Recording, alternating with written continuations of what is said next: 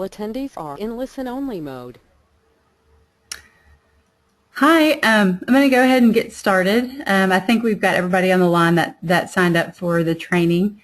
Thank you all for spending some time with me this morning to go over the GeMS system. If you are a new applicant, please know that I like to tell everybody that sometimes in the GeMS system it's not perfect, and if you have a problem, please contact me, and because it might not just be a user error issue.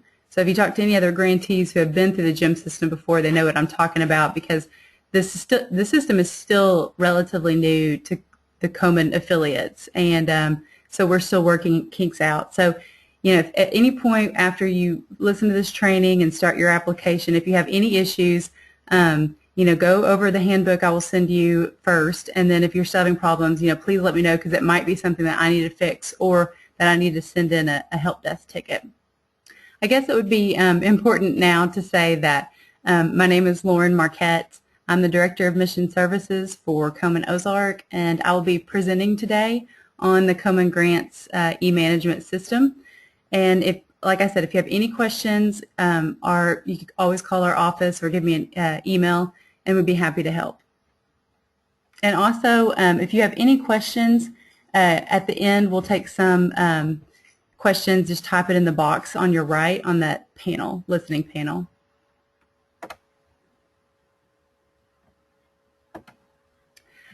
Okay, so first thing is there are different user roles when you're using the GeMS system.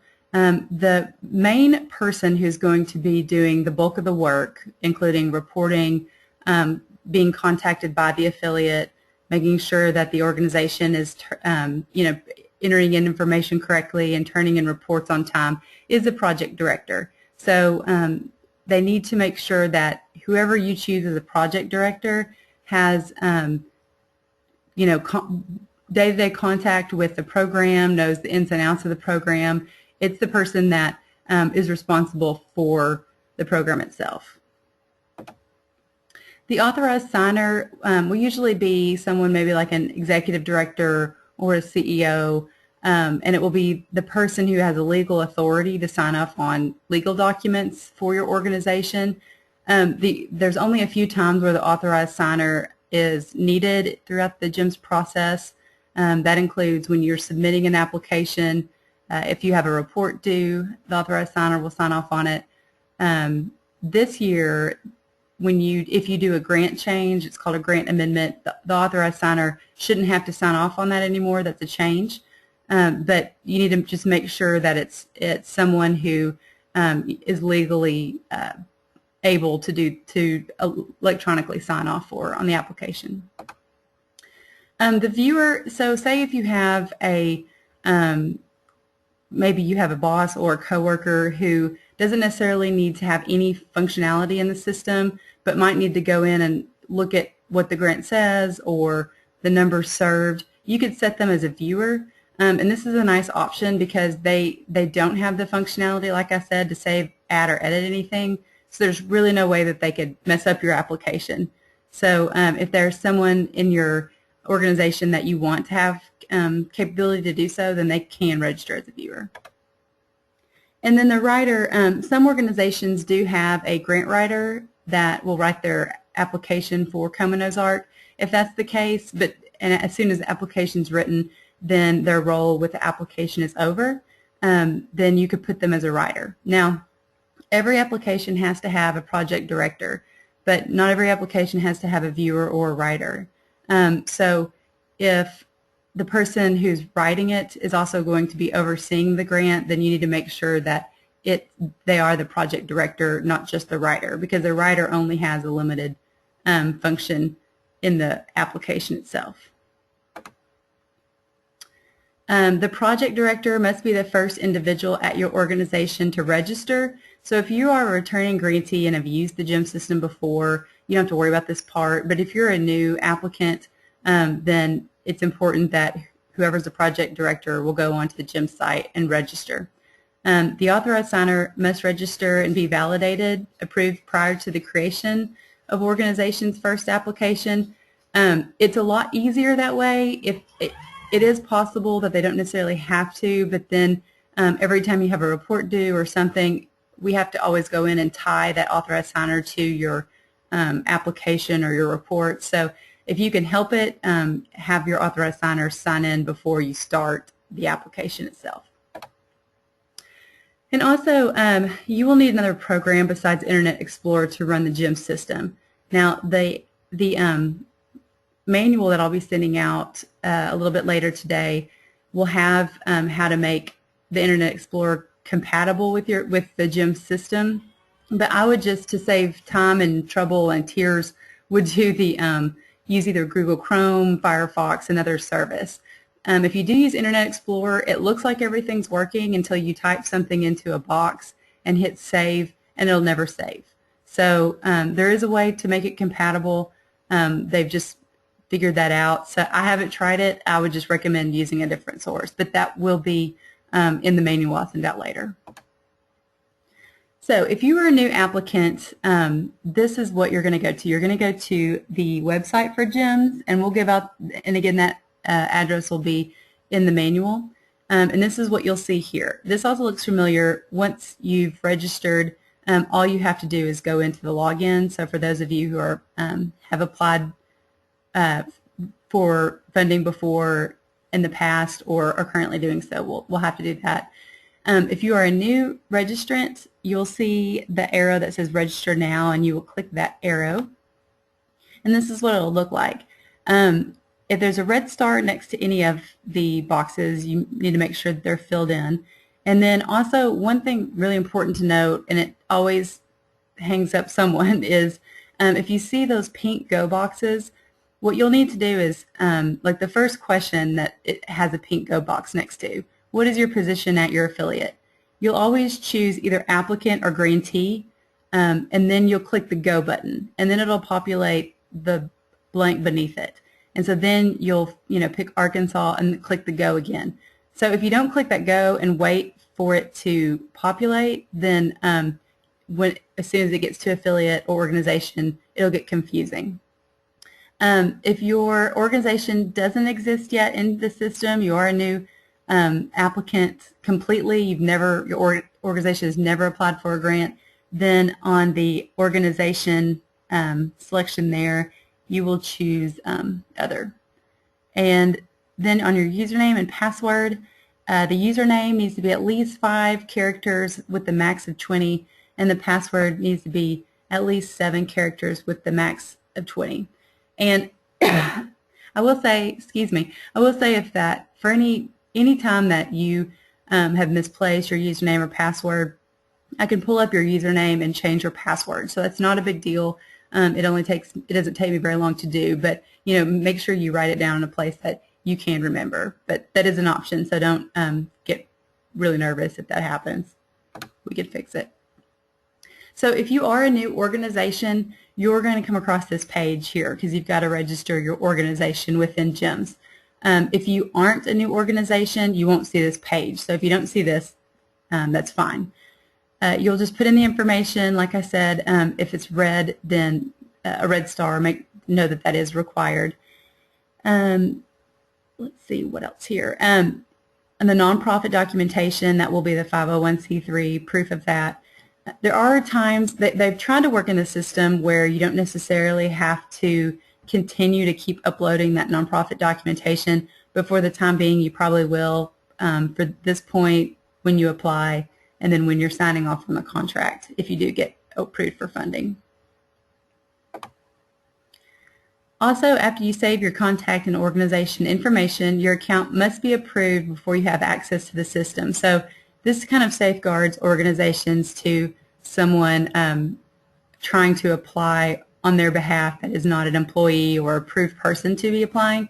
So when it comes in, I'm the only one who can approve a project director. So if I've never heard of the person before, we'll contact the organization to make sure that that's correct. Now, once the project director is approved by me for the system use, then they can approve the authorized signer, the writer, and the viewer, and I'll show you how to do so in a little bit later. And then also you should receive 2 email communications as part of the registration process. You'll get one that says that your registration was submitted, and then you'll have one that says access granted. Now, rule of thumb that I always say for GeMS, and if you are current or past GeMS applicant, you will know this, is that I don't rely on the email communications from GeMS. Sometimes they come through, sometimes they don't. Sometimes they get caught up in a junk or spam mail folder, so check that as well.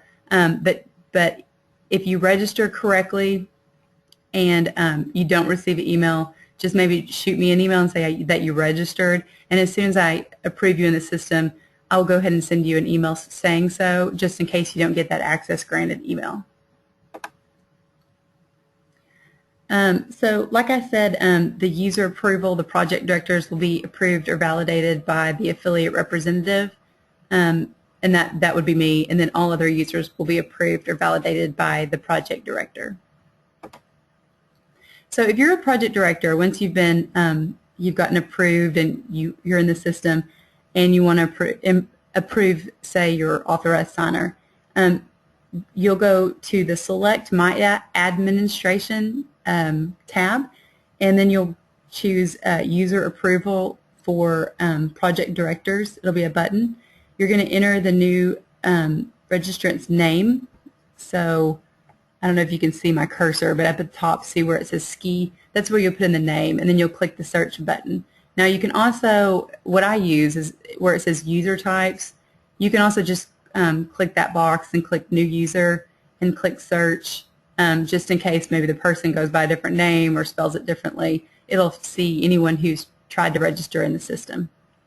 And also, when I say that the project directors approve different users, the person who is needing approval, so say they're going to be the authorized signer, they need to go in through that same registration process you did as well first. You can't just manually enter someone in. So that process looks similar to them as well. And I would recommend that if you can, with your authorized signer, maybe scheduling a time to meet with her or him and just walk them through the registration process just in case they have any questions, kind of a look over the shoulder thing to make sure it gets done. So once you check in the new user and click search, if you'll see at the bottom of the screen, it says the search results. What you'll do is you'll select that checkbox next to the name. You see it's already checked for you. And then you'll go up and do the approval type. So you'll do the approve user. And then you'll set your organization to yours. And then you'll set whatever role they have. So, if you want them as a viewer or authorized signer, that's where you'll put their role. And then on the active date, it'll show up as the day that you're approving them. And then the inactive date, you can leave that blank, but if you know you're going to have a writer that's helping you out with this application and they have just a limited time to have access to this, you can go ahead and put in a date if you know it, but you don't have to. And so once you've filled out that middle part, you'll choose Approve Selected User. So once you're approved and you log in, this is the first thing you're going to see. This is your user homepage. I'm just going to go over a few of the buttons at the top and what you have that are going down the side of the page on the left. The user homepage, the My Home, brings the user back to the very beginning, to that homepage. So if you're in something and it gets confusing, you can always click the My Home button and you'll see this. The My CG applications. That is the community grant applications. Those are our large grants that we do once a year. The My SG applications, that's the small grant application. So make sure when I show you how in a minute to initiate a application that you don't initiate the wrong one. So if you're doing a small grant, make sure you do the SG. You're doing a community grant, the CG. Once you've started your application, when you come into this, you can just click on either My CG or SG application tabs, depending on what you're applying for, and you can get into your application that way. My Admin, not all will have access to that link, but the project directors will have the most access, and you will be able to do like the new user approval that we just went through. That's where you'll access it. Where it says My Organization, that's your current info that can be updated at any time. So if something changes in your organization, say you have a name change, the address is wrong, something like that, you can go in there and change it. So don't shoot me an email and say, hey, this needs to be changed. Just go ahead and go in and make sure that it's right. For small grants, the checks are cut directly to the organization. So it's really important before you submit your grant just to check your organization in your profile to make sure the information is correct. And then My Profile, like I said, is your information. So you definitely want to check that. And if you're a returning applicant, it's not, it would be a good thing to check that as well, just to make sure that the information is current. Also, at the top, you'll see the My CG reports and My SG reports. That will, those are where after you've initiated and been funded, you will have access to your reports. So, but we don't have to worry about that till later. Okay, I'm going to go ahead and move on. So to initiate an application from that user homepage, you'll click the View Opportunities button. So if you see it was the first button, let me go back to that slide. The first on the left where it says View Available Proposals, you'll click that View Opportunities button right under that, and that's how you're going to initiate the application. And it'll say if you have access to an opportunity.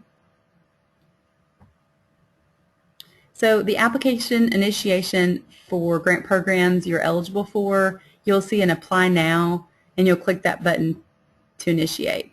And then they ask another question. They say, are you sure you want to do this? And so I guess if you have any second thoughts, now's the time to get out. So, but if you want to apply, that's where you click I agree, and your application will be initiated. So once it's initiated, this is what's going to pop up. And this is the menu that you all are always going to go to. So this will be what you have the most familiarity with. I'm just going to go over a few of the functions of this. So the first section, it says View, Edit, and Complete Forms, and that View Forms button. That's where you're going to do the bulk of your work. Once you click on that button, that's all the different sections of the application that you can go in and fill. So you'll really be spending 90% of your time, if not more, in that section. The Change the Status section is if you have, say you're the writer or the project director, you will, and you're completely finished, you've saved everything, you're ready for it to be sent to your authorized signer, then you'll go in and click that Change Status button and click Authorized Signature Required. And that will then allow your authorized signer to have access. And the authorized signer will be the last one who actually submits the application. So please make sure that your authorized signer does that one step, because your application is not successfully submitted until it's done. So just because it's finished on your end doesn't mean it's submitted to us. The management tools, it's certain administrative functions like the history of the application, so it could show you when you went and modified it, and it also has an Add and Edit People section. There's really not a whole lot that you need in there, and depending on your role will be if you have any access in there or not. And then the related items are the items related to the application or grant, like the progress reports. Again, you really won't use that. You can go in and kind of look, but you really won't use that information. So once you go, so let's go back real quick. Once you go, so you want to start your application, you're going to click that View Forms button, and this is what it's going to look like. So if there's a green Internet E next to a section, then that means that's something that's populating for you that you don't have to fill in. So up at the top you can see where it's the application RFA. So once you get into the system, even though I've sent out the RFA, say you're working from home and you don't have the copy, you can click that button and it should pull up the current RFA. There are some sections that are certainly required. The project profile, organization summary, abstract, those are all required. Now when you get down to after the project work plan summary, which again you don't have to put any information, it'll just pull that goals and objectives section. But below that, the salaries, consultant, supplies, travel, patient care, subcontracts, which ours won't have, and ours won't also have the consultants either, other and indirect. Those are all just depending on what you're asking for in your application. So say your application is only for gas cards for survivors to travel to and from treatment, then you'll only have one section. You won't have salaries, or you won't have supplies, and that's fine. So if you're not asking for it, don't worry about going in and putting zeros or anything. You just leave those blank. On the bottom and the project budget summary, that's where you'll put everything together, so that is also mandatory to have. Important reminders, always select the Save button before leaving a page. My rule of thumb really for myself, and that I suggest and recommend, is that if you're writing more than a few sentences, just to go ahead and after you type it, to copy and paste it into a document just in case something happens. Just in case maybe you use Internet Explorer and it's not saving, or your system goes down, or for some reason it won't let you save, because every once in a while that happens too. So just be safe than sorry. If you leave a page, it will not save the work that you've done. So you'll click the Save after you've finished work, and you'll see at the very top of the screen that it said that your information was saved. So you will have a little thing that says that it was successful. But please, you save yourself some heartache and copy and paste and have that available just in case it happens. Use the navigation links at the bottom of the page. There's also some, should be at the top. Instead of going through your internet links to go back, it's easier that way, and it's better on the system. And then always refer to the RFA while completing the application. So if you could have a printout while you're completing it, that'd be great. The application is designed exactly like the RFA. So, but as far as like priorities go and things like that, you'll definitely want to be looking at that and then going back over the application. So once your application has been submitted, so say you're completely finished with it, you've saved each section, then the project director must change the status of the application to authorized signature required. So if you're a writer, I haven't seen that it's changed, but if you're just a writer, it's all you're doing, there's another person who's a project director, then you will want to email or call that project director and tell them that you're finished, that everything's saved, and then they will have to go and change that status because you don't have access to that authorized signature required. That might be changed, but I haven't heard that it was. So as far as I know, the project director is the only one who could do that.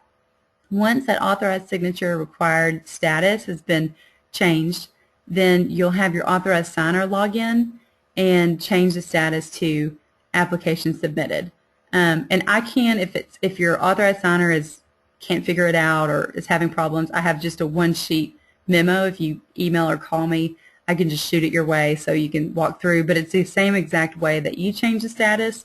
So for people who have roles that aren't really in GeMS much, like your authorized signer, it's good just to schedule some time and just walk them through how to do it over their shoulder. So So what you can do to submit it, you can either go straight from your MyCG applications and see where it says change status button, or say you've saved it all, you've logged out, you've logged back in. You can also do that by the My Task buttons where it says Open My Tasks, and then you'll select the grant that you would like to submit and change the status. And that's the button it'll look like. It'll say View Status Options. And so this is what it'll look like. There is, where it says application canceled, there is an opportunity to cancel that application there. So please pay attention when you're applying your status, because sometimes I can recover those and sometimes they're lost. So please make sure that, and it's only the project director, the authorized signer shouldn't be able to cancel your application. So just please, if you're the project director, pay a little bit of attention to that and make sure that you don't do all that work to have to go back and do it again. So compliance after submission, just so you all will know, and this is for community grants, is the grants committee will read through for submission information and will look to see if your grant is in compliance. So does it meet at least one of the RFAs? Does it talk about continued care the way we've asked. So we try to, especially if you're a new grantee, we try to really work with you all on it to make sure that you have what you need to apply for the grant, because we are your cheerleaders in this process. The grants committee and Komen staff have no say in who gets funded and who doesn't and for how much. So it is kind of nice for us on one part, because then we can help you all, and it wouldn't be, if you put this, you will be funded. So we just want to make sure that we give you all the opportunity to get grant funding. Once the grant committee reads through the applications, then if your application needs to be revised, a grants committee member will contact you if revisions need to be made. And usually our grant committee is made up of, I think, 4 of us. And so it usually takes about a week, week and a half.